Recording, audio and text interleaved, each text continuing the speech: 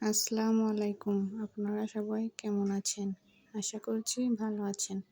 আজকে আমি ডিম রান্না শেয়ার করব। প্রথমে কড়াইতে তেল দিয়ে দিয়েছি। তেলটা গরম হলে এর মধ্যে দিয়ে দিচ্ছি সামান্য পরিমাণ হলুদ। হলুদ তেলের সঙ্গে মিশিয়ে নিচ্ছি। তেলটা ভালোভাবে গরম হয়ে গেলে এর মধ্যে দিয়ে দিচ্ছি ডিম। ডিমগুলো উল্টে পাল্টে লাল লাল করে ভেজে নিব। এরকম লাল লাল হয়ে গেলে আমি ভেজে উঠিয়ে নিব। আমার ডিমগুলো ভাজা হয়ে গিয়েছে, এবার উঠিয়ে নিচ্ছি। এবার ওই একই তেলের মধ্যে দিয়ে দিচ্ছি কেটে রাখা আলু। আলুগুলো কিছুক্ষণ তেলের মধ্যে নাড়াচাড়া করে ভেজে নিব। কিছুক্ষণ ভাজার পর এর মধ্যে দিয়ে দিলাম পরিমাণ মতো লবণ। লবণ দিয়ে নাড়াচাড়া করে কিছুক্ষণ ভাজবো। এবার দিয়ে দিচ্ছি মরিচ ফালি। এখানে 4টি মরিচ ফালি দিয়েছি। এবার দিয়ে দিব 2টি পেঁয়াজ কুচি। আমি এখানে বাটা পেঁয়াজ ব্যবহার করব, এজন্য 2টি পেঁয়াজ কুচি দিয়েছি। কিছুক্ষণ নাড়াচাড়া করে ভেজে এর মধ্যে দিয়ে দিলাম আধা চা চামচ পরিমাণ হলুদ গুঁড়া। আলুগুলো আমি একটু সাইডে সরিয়ে রেখে তেলের মধ্যে হলুদটা দিয়েছি, তাহলে তরকারির রঙটা অনেক বেশি সুন্দর হয়। এবার দিয়ে দিলাম 1 টেবিল চামচ আদা বাটা। এবার নেড়েচেড়ে মিশিয়ে নিব। এখন দিয়ে দিব আধা টেবিল চামচ রসুন বাটা।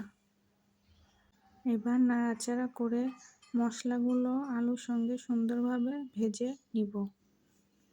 কিছুক্ষণ নাড়াচাড়া করে ভাজবো। আর একটি কথা, আমার প্রতিটি রান্নাতে আমি কাঁচামরিচ, শুকনো মরিচ 2টিই ব্যবহার করি, কারণ কাঁচামরিচের ঝালটা স্বাস্থ্যের জন্য ভালো। এজন্য আমি কাঁচামরিচটা বেশি ব্যবহার করি। এবার এর মধ্যে দিয়ে দিলাম 2 টেবিল চামচ পেঁয়াজ বাটা। এবার ভালোভাবে নাড়াচাড়া করে মিশিয়ে নিব।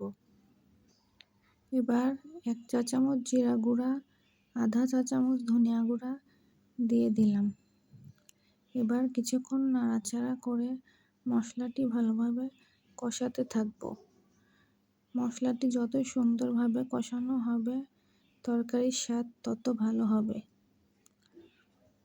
এবার আমি এর মধ্যে দিয়ে দিলাম আধা চা চামচ মরিচের গুঁড়া। মরিচের গুঁড়াটি আমি ব্যবহার করি শুধু তরকারিতে রঙটা সুন্দর আসার জন্য।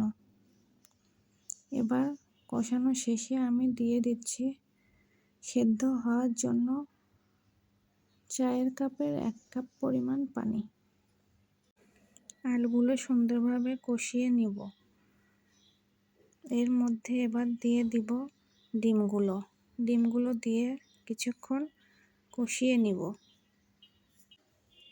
এখানে ডিমগুলো কষাতে বেশি সময় দরকার পড়বে না, কারণ আমার আলু মশলাগুলোর সঙ্গে কষানোর সময় প্রায় 70% সেদ্ধ হয়ে গিয়েছে। এবার অল্প সময়ের মধ্যে কষানো শেষ হয়ে যাবে।